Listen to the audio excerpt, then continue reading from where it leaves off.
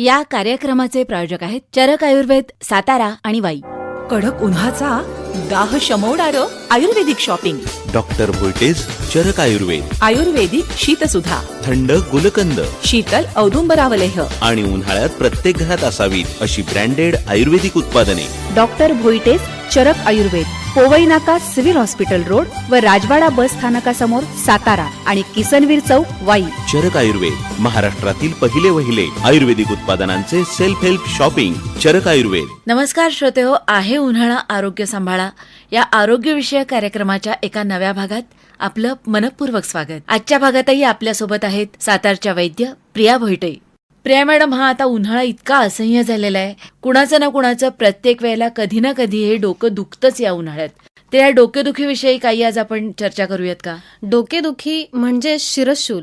खरं तर डोकेदुखी होण्यामागे कोणतेही एकच कारण असू शकत नाही. पण मग या डोकेदुखीची कारणं नेमकी काय आहेत? मुख्यत्वे उन्हात फिरणं आणि नंतर लगेच अतिगार पाणी पिणं, सुट्ट्या आहेत तर दुपारी 2-3 तास झोप घेणं, टीव्ही पाहत किंवा अन्य काही कारणानं खूप वेळ रात्री जागरण करणं, पचायला जड उदाहरणार्थ मैद्याचे किंवा हरभरा डाळीचे पदार्थ खाणं, पाण्यात अधिक काळ डुंबत राहणं, खूप वेळ भूक लागूनही न खाणं, पाणी वेळेत न पिणं, लघवी, उलटी किंवा मलप्रवृत्ती जेव्हा करायची आहे तेव्हा न करणं.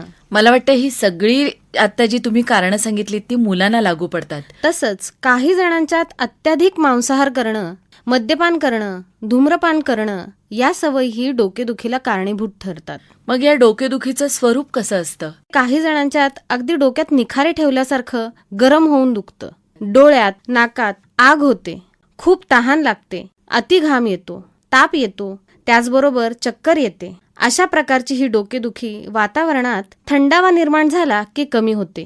तसंच शिरशूलामध्ये सूर्यावर्त नावाचा एक प्रकार सांगितला गेला आहे. यामध्ये सकाळी सूर्योदयापासून दुपारपर्यंत डोकेदुखी वाढत जाते. सायंकाळपर्यंत या लक्षणात घट होऊन ही रात्री पूर्ण बंद होते.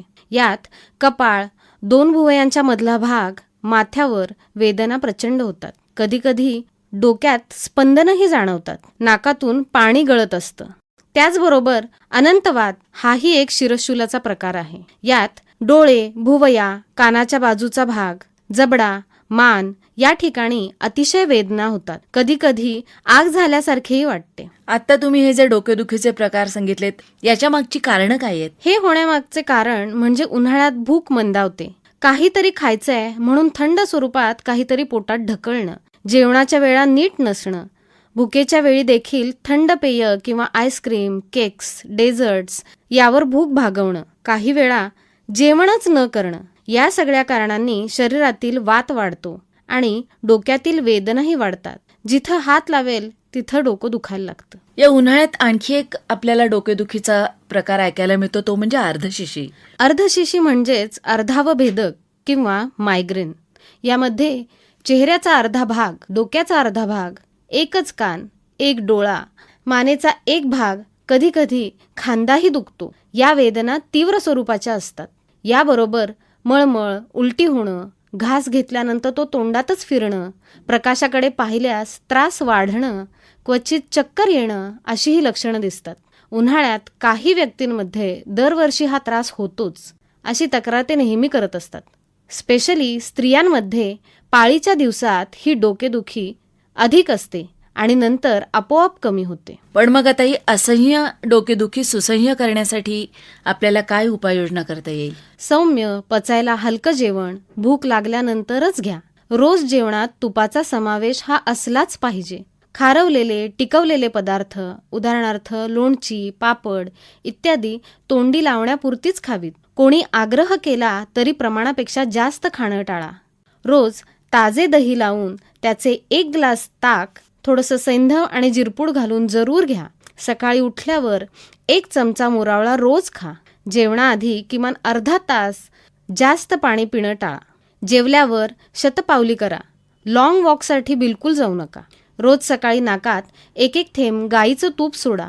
मुस्ता, वाळा, ज्येष्ठमध, कोरफड, चंदन इत्यादी वनस्पतींचा लेप तज्ज्ञांच्या मार्गदर्शनाखाली डोक्यावर केला तरी चालेल.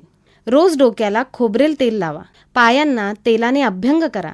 तसेच टीव्ही पाहणे, कम्प्युटरवर सतत काम करणे, मोबाईल सतत पाहणे थोडे कमी केलेले उत्तम. खरंच श्रोते, प्रिया मॅडमनी सांगितलेलं आहार विहाराचं महत्त्व आणि त्यांनी डोकेदुखीची जी कारणं सांगितली आहेत ती टाळणं, या दोन्ही गोष्टी आपण लक्षात घेतल्या तर डोकेदुखी नक्कीच पळून जाईल.